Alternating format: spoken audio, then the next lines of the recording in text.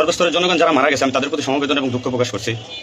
তো আমরা নিম্নপদস্থ কর্মকর্তারা যারা ডিপার্টমেন্টে চাকরি করি, আমরা আমাদের আদেশ মানতে হয়, নির্দেশ শুনতে হয়। মারা গেছে তারা সব নিম্নপদস্থ কর্মকর্তারা দিচ্ছেন, নির্দেশ দিচ্ছেন, তারা কিন্তু কেউ মারা যায় নাই। কেউ বিলেনে পরিণত করছে কিছু স্বাচ্ছন্দ্যসী মহল। আমাদের পুলিশের কিছু স্বার্থবাদী পুলিশ কর্মকর্তারা, আমার 2 বছর বয়সে একজন সন্তান আছে, আর বাইরা মারা গেছে, তা ছোট ছোট ছেলেমেয়েরা বলতেছে আমার বাবা কই, আমার বাবা কই।